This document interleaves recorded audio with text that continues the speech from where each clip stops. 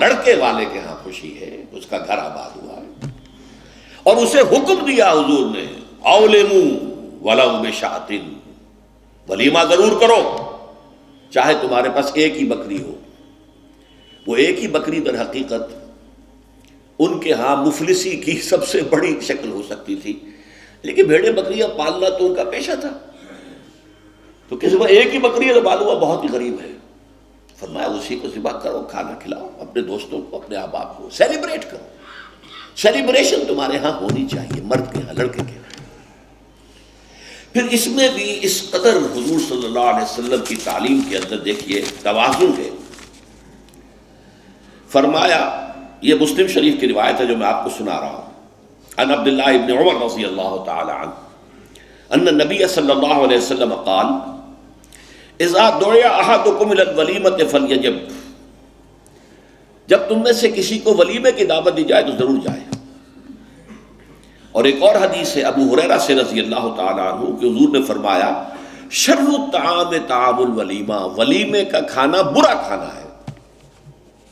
کیوں؟ اس میں غریبوں کو نہیں بلایا جاتا، بلکہ غریبوں کو جو دھکے دیے جاتے ہیں۔ آپ دیکھتے ہیں بڑے بڑے ٹینک لگے ہوتے ہیں، ٹینٹ، اور وہاں پر اندر جو کچھ ہو رہا ہوتا ہے، کھانا ضائع بھی ہو رہا ہوتا ہے، غریب کو تو کسی کو داخل نہیں ہونے دیں گے نا، اور ہے بھی نہیں، وہ مسلی کھلانے کے لیے تو نہیں ہے نا، وہ تو اپنے اعزاء رشتہ دار احباب ان کو اپنی خوشی میں شریک کرنے کے لیے ہے۔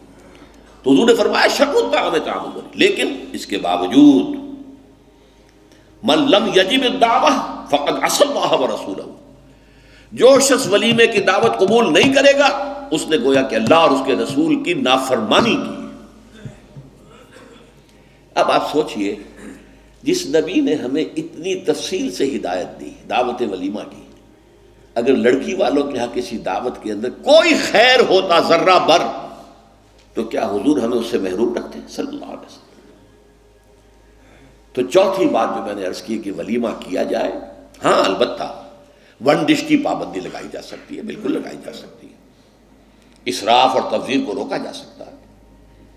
اسراف کسے کہتے ہیں؟ اسراف کہتے ہیں ضرورت کی جگہ پر ضرورت سے زائد خرچ کرنا۔ عام اپنے گھر کے کھانے میں بھی ایک سے زیادہ ڈش پکانا، ایک سے زیادہ کھانا حضور کے نزدیک نہایت ناپسندیدہ۔ ضرورت ہے پیٹ بھرنے کی، ایک سالن روٹی سے بھی ہو جاتا ہے، آپ نے 4 4 5 5 پکا رکھے، یہ اسراف ہے۔ اسی طریقے سے اگر دعوت کے اندر بھی ون ڈش کی پابندی ہو تو بالکل ٹھیک ہے، اس کے اندر کوئی حرج نہیں، لیکن یہ کہ اس میں اب جو کیا گیا ہے کہ میٹھے کے اوپر پابندی، بالکل یہ صحیح نہیں ہے۔ میٹھا حضور کو بہت مرغوب تھا، پسند تھا، تو اس میں یہ کہ ایک ڈش میٹھے کی، یہ نہیں کہ 3 3 4 4 ڈشیں ہیں، دال کا حلوہ بھی ہے، گاجر کا حلوہ بھی ہے، اور فلاں بھی ہے، اور فلاں بھی ہے، اور پھر کھیر بھی ہے، لہذا ولیمے کی اجازت ہونی چاہیے۔ اور ظاہر بات ہے کہ ہر شخص اپنی سطح کے مطابق کرے گا، اور وہ آدمی بھی بلائے گا، جو کم ہی بلا سکتا ہے وہ کم بلائے گا، جو زیادہ بلا سکتا ہے زیادہ بلائے گا، اس کے اوپر بھی کوئی خاص پابندی لگانے کی ضرورت نہیں ہے۔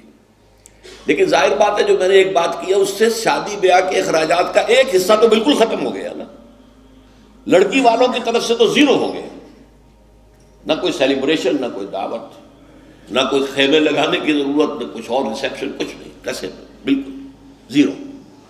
لڑکے والے جو ہیں دعوت ولیمہ، اور اس کے اندر ظاہر بات ہے کہ اپنے ساتھیوں کو، دوستوں کو، اعزاء کو، اقارب کو، جس حد تک بھی اس کے لیے ممکن ہے۔